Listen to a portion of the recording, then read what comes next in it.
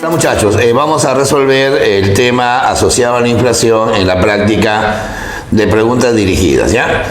La pregunta 1 dice, los bienes y servicios considerados para el cálculo de la inflación, ¿qué cosa van a conformar?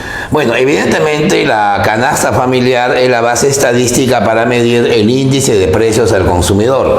Tal como lo hemos explicado en la teoría, este índice de precios se calcula en base a una canasta de casi 600 productos, ¿no? Sobre los cuales se le va a dar un peso ponderado para el cálculo del índice inflacionario. Entonces ahí tenemos opciones, dice el consumo nacional, la inversión extranjera, la producción nacional, son temas macroeconómicos, ¿no? Pero evidentemente lo que nos interesa es la canasta básica de consumo. A partir de ahí vamos a calcular la última opción, que es el índice de precios al consumidor. La respuesta es la canasta básica de consumo, ¿ya? A ver, pregunta número 2. Dice, cada fin de mes, el jefe del Instituto Nacional de Estadística e Informática del Perú debe informar a la ciudadanía sobre las variaciones más notables de los precios de bienes y servicios de consumo de las familias representativas del país. O sea, estamos hablando del grupo de consumidores sobre las cuales se hacen las encuestas para ver cómo está formada la canasta básica de consumo. Al cumplir el mandato, el responsable del ente rector, o sea, el jefe del INEI, debe informar sobre un indicador, puntos suspensivos, conocido como, bueno, obviamente la canasta básica de consumo tiene un carácter macroeconómico, porque si hablamos de microeconomía sería para un grupo de familias, en cambio acá estamos hablando de los consumidores de todo el país. Hay una muestra representativa que hace que el indicador inflacionario sea pues macroeconómico, y el indicador se llama índice de precios al consumidor, ¿ya? Ahí tendríamos lo microeconómico, ¿no? Lo macroeconómico, índice de precios al consumidor, fue pregunta de examen de admisión. Esa vino en septiembre del año 2017, ¿no? San Marcos 2018, primer examen de ese año, que se toma pues un año antes, ¿no? Macroeconómico, índice de precios al consumidor. A ver, la pregunta número 3. Si en nuestro país se incrementara el precio de la harina de trigo, generaría un incremento del precio del pan. Claro, porque la harina es el insumo para hacer el pan. Evidentemente, ahí estamos considerando uno de los 3 tipos de inflación. Acuérdense que hay inflación de costos, hay inflación por exceso de demanda y la inflación estructural. La inflación de costos sería la respuesta porque tiene que ver con los insumos, con las rentas, con la tasa de interés, con las sobreganancias empresariales, con el aumento salarial por encima de la productividad que genera la espiral inflacionaria, aunque acá específicamente se refiere a los insumos. Es igualito, ¿no?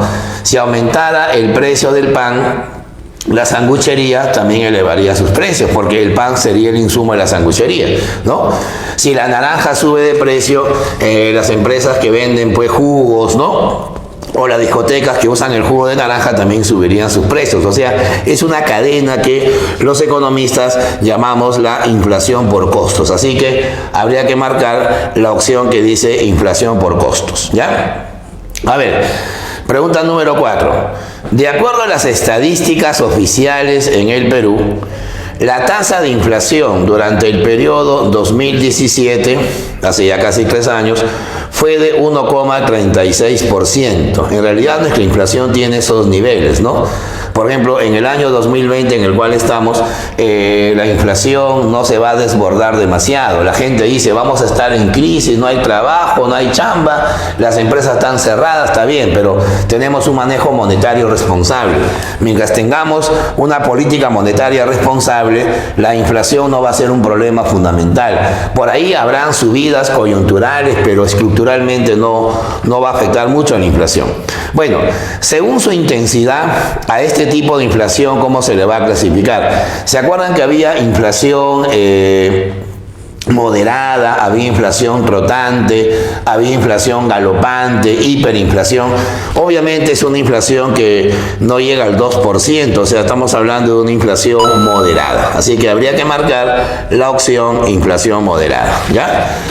A ver, pregunta número 5, dice ahí.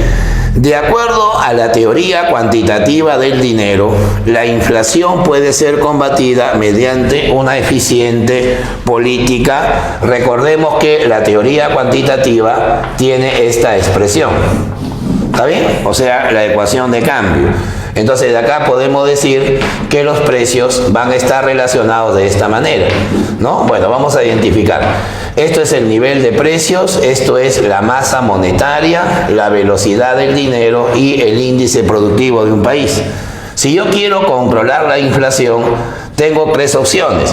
Controlo la masa monetaria, evito que la velocidad, digamos, aumente su nivel y hago que la producción mantenga una cierta estabilidad o que de repente crezca la producción al ritmo de la masa monetaria.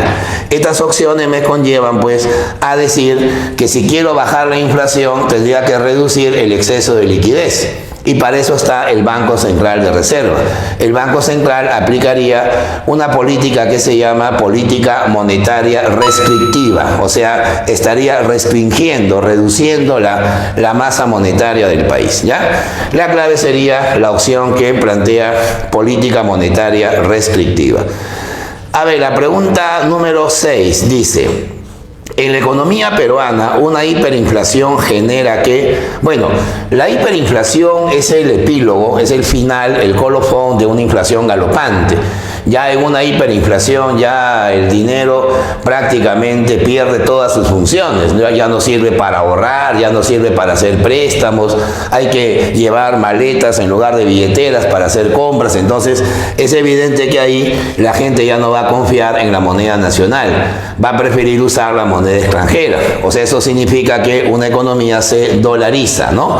Y por tanto, el dólar desplazaría al sol, ¿ya? La clave sería la opción B.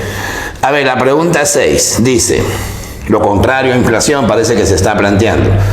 La disminución continua del nivel general de precios en una economía se conoce como, bueno, eso sería lo opuesto a la inflación.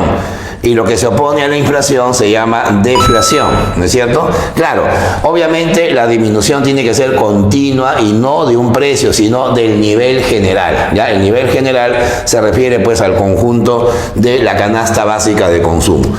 Un país que tenga deflación casi no existe, o sea, digamos que es un evento muy utópico, ¿no?